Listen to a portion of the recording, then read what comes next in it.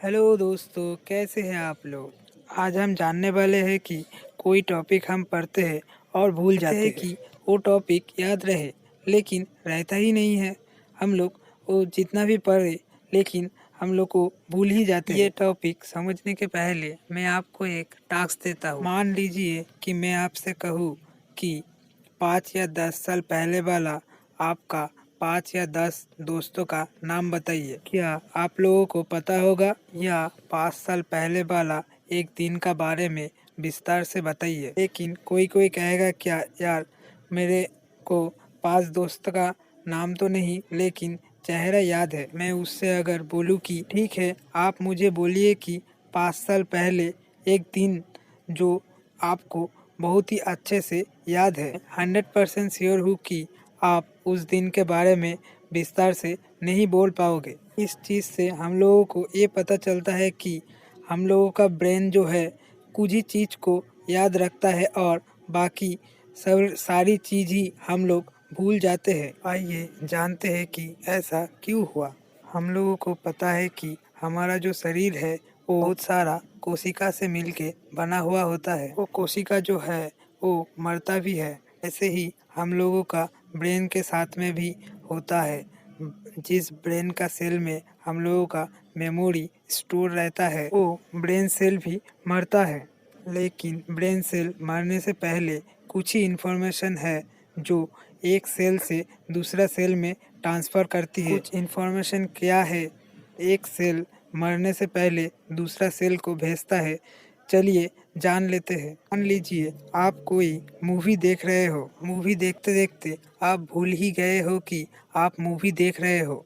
आप उस मूवी में पूरी तरीके से इन्वॉल्व हो गए हो। अगर ऐसा होता है तो वो मूवी सुपर हिट है। ये मूवी ज़्यादा देर तक आपको याद भी रहता है, क्योंकि उसमें आपका इमोशन जो है लिंक हो गया है। लेकिन आप कभी कभी कोई मूवी देखते हो और आप लिंक ही नहीं कर पाते हो, तो वो मूवी फ्लॉप हो जाता है। वो आप ज़्यादा ही जल्दी भूल भी जाते हो। हम लोगों को इससे ये पता चलता है कि हम लोगों का जो इमोशन वाला हिस्सा है वही ज़्यादा देर तक याद रहता है। इसका मतलब ये है कि का सेल जब मरता है तब सिर्फ इमोशन वाला हिस्सा ही दूसरा सेल में इंटर होता है। हम लोगों को पता चल गया है कि ब्रेन सेल कैसे काम करता है। तो चलिए समझते हैं कि इसके साथ पढ़ाई का क्या संबंध है। पढ़ाई में इस चीज़ का कैसे अप्लाई होगा।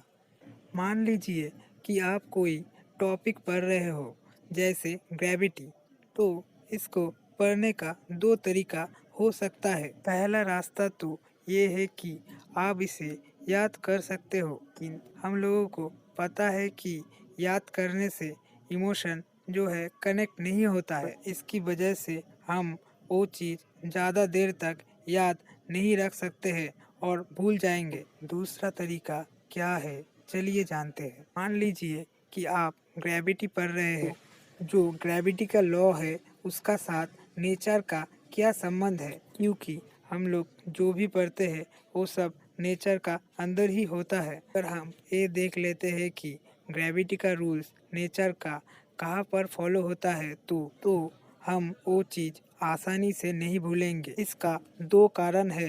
कारण तो ये है कि हम लोग खुद उस टॉपिक में इन्वॉल्व है। दूसरा, क्योंकि हम लोग वो टॉपिक को देख सकते हैं। अगर हम लोग वो टॉपिक भूल भी जाए तो क्या हुआ, फिर देख लेंगे। इसको थोड़ा एग्जाम्पल से समझते हैं। मान लीजिए मैं आपसे पूछूं कि बताइए पत्ता का रंग क्या होता है। क्या आप उसको याद करके बोलोगे? नहीं ना। आप वो पत्ता को देख भूलने का चांस नहीं रहता है, क्योंकि आप ये देख के बोलते हो, क्योंकि आप खुद ने उसे देखा है। तो इससे इमोशन भी कनेक्ट होता है और आपको वो चीज़ ज़्यादा देर तक याद रहता है। मैं आप लोगों को एक बात कहना चाहता हूँ कि आप बिल्कुल ही प्रैक्टिकल रहिए। मान लीजिए कि पास्ट में आपका साथ बहुत ही बुरा हुआ और वो चीज़ आप भूलना चाह रहे हो, लेकिन नहीं भूल पा रहे हो। तो आप लोग बताइए कि कैसा लगेगा। तो एक तरफ से ये चाहते हैं कि हम लोग एक तरफ से तो ये चाहते हैं कि पढ़ाई ज़्यादा से ज़्यादा देर तक याद रहे और दुख जो है वो जल्दी ही भूल जाए। लेकिन ऐसा प्रैक्टिकल में बिल्कुल ही पॉसिबल नहीं है और इससे डरने की बिल्कुल ही ज़रूरत नहीं है।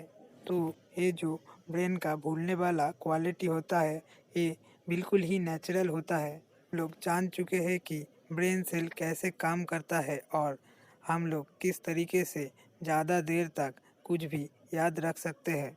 आप लोगों को इस टॉपिक के रिलेटेड कोई भी क्वेश्चन है तो आप मुझे कमेंट कीजिए, मैं आपको ज़रूर ही आंसर देने की कोशिश करूँगा। आप लोगों को ये वीडियो अच्छा लगा है तो लाइक कीजिए, अगर आप चैनल पे नए हो तो सब्सक्राइब कीजिए। Thank you so much.